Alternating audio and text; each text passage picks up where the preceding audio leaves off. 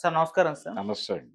Sir Jaganmohan Reddy గారు Christmas వేడుకలను తల్లి విజయమ్మ గారితో సెలబ్రేట్ చేసుకోవడం మనం చూస్తున్నాం సార్. అందుకు సంబంధించిన ఫోటోస్ కూడా వైరల్ అవుతున్నాయి. విజయమ్మ గారు కూడా ఆప్యాయంగా జగన్మోహన్ రెడ్డి గారిని దగ్గరకు తీసుకొని ముద్దు పెడుతున్న ఫోటో కూడా వైరల్ అవుతుంది. అయితే ఇప్పుడు దీని పట్ల అంటే షర్మిల గారు మరి కనపడట్లేదేంటి? అందరు ఫ్యామిలీ మెంబర్స్ ఉన్నారు. మరి షర్మిల గారు ఎక్కడ అని చెప్పేసి క్వెషన్స్ రైజ్ అవుతున్నాయి. అంతకుముందు జగన్మోహన్ రెడ్డి గారు తల్లిని, చెల్లిని ఇద్దరిని కూడా దూరం పెట్టేస్తున్నారు, నెట్టేశారు, బయటకు పంపించేశారన్న వార్తలు జోరుగా ప్రచారం సాగిన నేపథ్యంలో ఇప్పుడు ఈ ఫోటోలు వైరల్ అవ్వడం చూస్తున్నాం. మీరు ఏ విధంగా చూస్తారు సార్ దీన్ని? అంటే జగన్మోహన్ రెడ్డి గారు హ్మ్. అలాగే షర్మిల గారికి మధ్య ఒక వైరం నడుస్తోంది. అది ఓకే. పొలిటికల్ రైవలరీ కాదు. హ్మ్. ఆవిడ చాలా స్పష్టంగా తన అంటే అన్న నుంచి నెరవేరని ప్రయోజనాలు సాధించుకోవటానికి ఆవిడ పొలిటికల్ రైవల్‌గా మారారు. హ్మ్. మారి కాంగ్రెస్ పార్టీని చూజ్ చేసుకుంది ఆవిడ.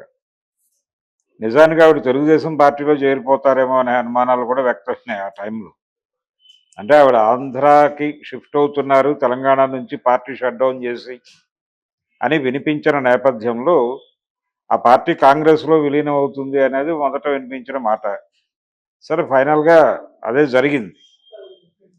అయితే అదే టైంలో ఆవిడ ఇలాంటి ఒక క్రిస్మస్ న్యూ ఇయర్ సెలబ్రేషన్ సందర్భంగా ఆవిడ తెలుగుదేశం నాయకులకి గిఫ్ట్లు పంపించటం మనం చూసాం.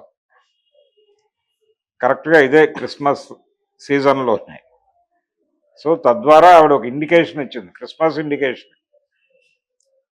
నేను నీకు రైవల్గా ఉండబోతున్నాను, నీకు ప్రత్యర్థిని కాబోతున్నాను రాజకీయంగా, కాబట్టి మనం చూసుకుందాం అన్న టోన్లోనే ఆవిడ అటు పంపించింది. ఈ పంపించిన సందర్భంగా చాలా చర్చ జరిగింది. అప్పుడు ఫైనల్గా ఆవిడ ఏమిటి వివాదం అంటే ఆస్తులకు సంబంధించిన గొడవే. ఆస్తులకు సంబంధించి తనకి అన్యాయం జరిగింది అనేది ఆవిడ ఫీలింగ్. అయితే వీళ్ళ వైపు నుంచి వెర్షన్ ఏంటి, ఆవిడ అడుగుతున్నటువంటి ప్రాపర్టీస్ అటాచ్మెంట్లో ఉన్నాయి కాబట్టి అటాచ్మెంట్ తొలగిన తర్వాత పంపిణీ విషయం మాట్లాడాలి, ఇప్పుడు నువ్వు మాట్లాడుతున్నావు. ఈ క్రమంలోనే ఒక కంపెనీ తాలూకా షేర్స్ ఏవో ఆవిడకు బదలాయించారు విజయమ్మ గారు. ఆ బదలాయించిన షేర్స్ వారేదో అమ్మకానికి పెట్టారు. దానికి సంబంధించి ఒక డిస్ప్యూట్ క్రియేట్ అయింది. అది అటాచ్మెంట్లో ఉన్నటువంటి కంపెనీ. దానికి సంబంధించిన లావాదేవీలు ఏమన్నా జరిగితే దానికి బాధ్యత జగన్మోహన్ రెడ్డి వహించాల్సి ఉంటుంది. కాబట్టి జగన్మోహన్ రెడ్డి బెయిల్ రద్దయ్యేటువంటి అవకాశం ఉంది. ఇది చట్టపరమైన ఉల్లంఘనగా భావించి బెయిల్ రద్దు చేస్తారు. అసలు దానికోసం ఇదంతా చేశారు వీళ్ళిద్దరూ తల్లి కూతుళ్ళు అనేటువంటి అభిప్రాయం కూడా షేర్ల అమ్మకాల సందర్భంగా వచ్చింది చర్చ. ఇలా ఫ్యామిలీలో ఒక వివాదము విభేదము నడుస్తోంది. ఆవిడ విమలారెడ్డి గారు చాలా సందర్భాల్లో మీడియా ముందుకు వచ్చి అమ్మాయి ఇది సరికాదు అనే పద్ధతిలో ఆవిడేదో చెప్పారు. అయితే పొలిటికల్గా తన స్టాండ్ తను తీసుకుని నిజానికి గత ఎన్నికల్లో జగన్మోహన్ రెడ్డి 11 సీట్లకి కుదించబడటానికి, కూటమి అపూర్వ విజయం సాధించటానికి ఒక రకంగా వెన్నెముకగా పనిచేసిన తాను కడపలో ఓడిపోయి కూడా షర్మిల గారు కూటమి గెలుపుకి విపరీతంగా కృషి చేశారు, కష్టపడ్డారు. ఆవిడ మాత్రమే కాదు, ఆవిడతో పాటు సునీత గారు కూడా, ఆవిడ కంట్రిబ్యూషన్ కూడా తక్కువదేం కాదు. వాళ్ళిద్దరికీ తెలుగుదేశం మీడియా కల్పించినటువంటి ప్రచారం చూస్తే దీని వెనకాల ఎవరున్నారో మనకు అర్థమవుతుంది. కాబట్టి ఒక రకంగా కూటమి గెలుపుకి ఆవిడ చాలా సహకారం అందించారు. కూటమి కూడా తన శత్రువుని నేల కోల్చటంలో ఈవిడ సహాయం విపరీతంగా తీసుకున్నారు. ఈవిడిని వాడుకున్నారు. సహాయం తీసుకోవటం కాదు, అది వాడుకోవటమే. వాడుకుని అదేదో తరచూ ఒక మాట చెప్పేవాడు ఆయన, రాజశేఖర రెడ్డి గారు సభలో చంద్రబాబుని రెడిక్యూల్ చేయటానికి ఒక మాట వాడేవాడు. అంటే కన్నతల్లికి అన్నం పెట్టనోడు పిన్నమ్మకి పట్టుచీర తెస్తానన్నాడట అనేది తరచూ వాడేవాడు ఆయన.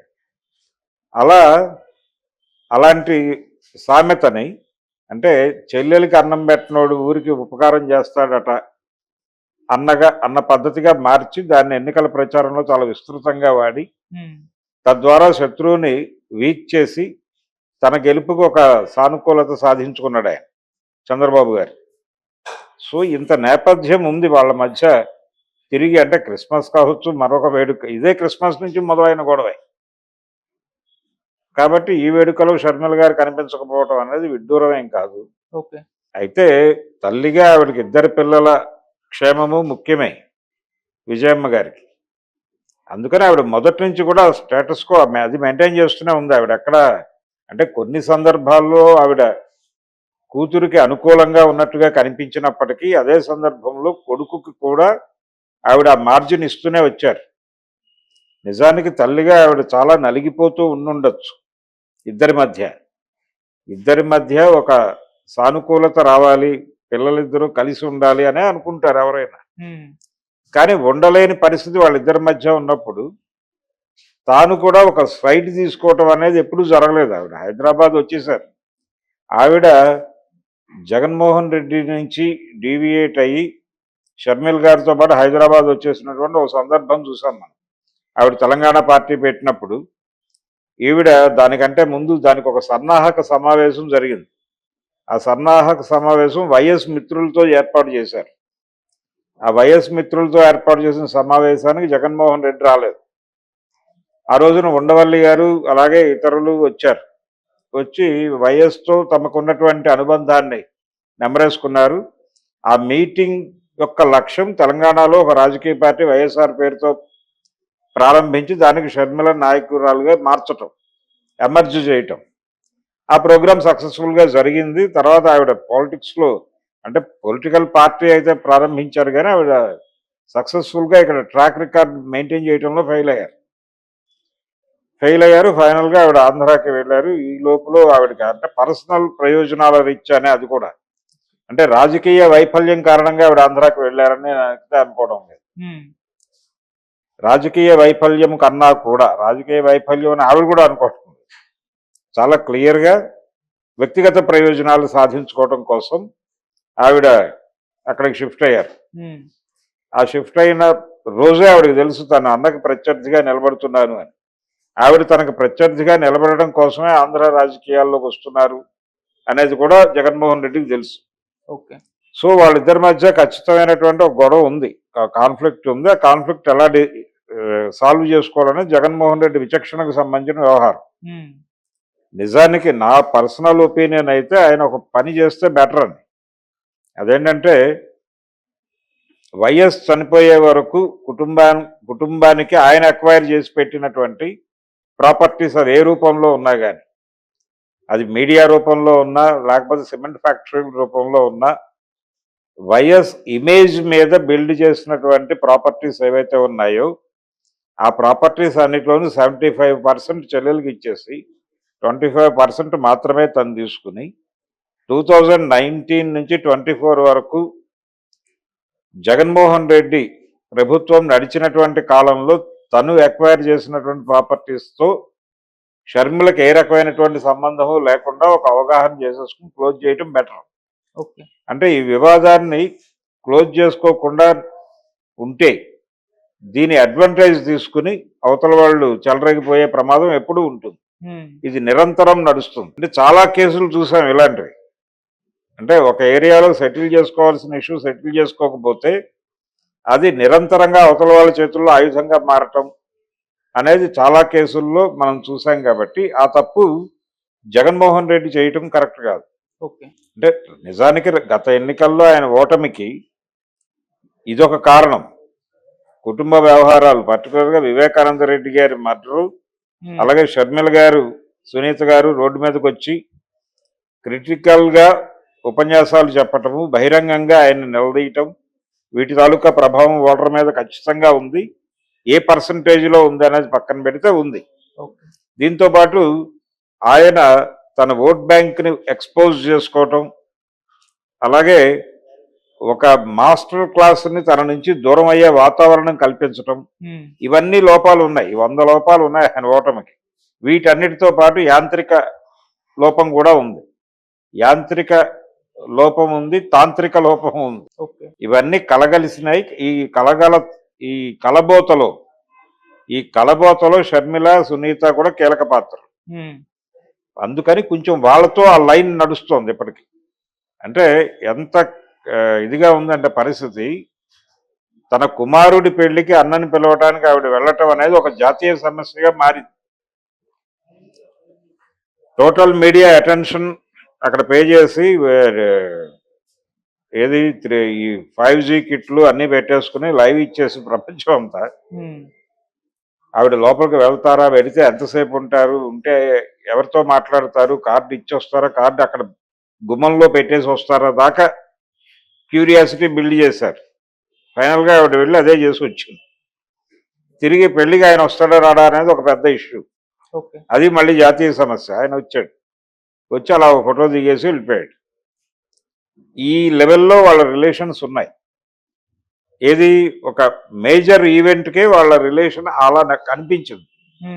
ప్రపంచం ముందు వాళ్ళే ప్రదర్శించారు ఇది మా మధ్య ఉన్నది అని.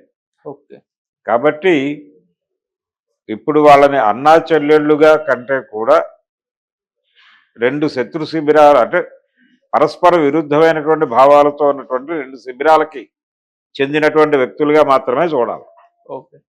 అలా ఆ కోణంలో చూస్తే క్లారిటీ వస్తుంది. ఆవిడ రాకపోవటం, ఆవిడ కనిపించకపోవటం చెప్పలేం. ఆవిడ విష్ చేయొచ్చు కూడా, అన్న నీకు క్రిస్మస్ శుభాకాంక్షలు అని ఆవిడ ఎక్కడని చెప్పుండొచ్చు కూడా, ఆయన చెప్పుండొచ్చు. అంటే రిలేషన్ని డిస్టర్బ్ చేసుకోవాలి అనేటువంటి మూడ్లో జగన్మోహన్ రెడ్డి ఉన్నాడా అనేది డౌటే. కాకపోతే కొన్ని విషయాల్లో చాలా రిజిడ్గా ఉంటున్నాడు, తను ఉండక్కర్లేదు. నిజానికి వాళ్ళ పార్టీలో అంతర్గతంగా ఉన్నటువంటి క్యాడర్లో ఉన్న అంతర్గత అభిప్రాయం ఏంటంటే, 4 గోడల మధ్య సెటిల్ కావాల్సినటువంటి వ్యవహారాన్ని, అంటే ఈ ప్రాపర్టీ వ్యవహారాన్ని సెటిల్ చేసుకొని ఉంటే ప్రాపర్గా ఆవిడ పార్టీకి ఇబ్బందికరంగా మారేది కాదు. అయితే ఆవిడ ఇష్యూని సెటిల్ చేసుకోకపోవడం వలన జరిగిన నష్టం అందరికీ జరిగింది. వాళ్ళ ఇంటి నష్టం ఇప్పుడు ఊరందరి నష్టంగా మారింది. ఆ రైట్ ఎవరిచ్చారు ఆయనకి, జగన్మోహన్ రెడ్డికి? తన నష్టాన్ని తన వరకే పరిమితం చేసుకుని ఉంటే మిగిలిన వాళ్ళు బాగుపడేవాళ్ళు కదా. ఇలా అందరి జీవితాలని తన పర్సనల్ ఇష్యూ కోసం బలిపెట్టడంగా మారుతుంది.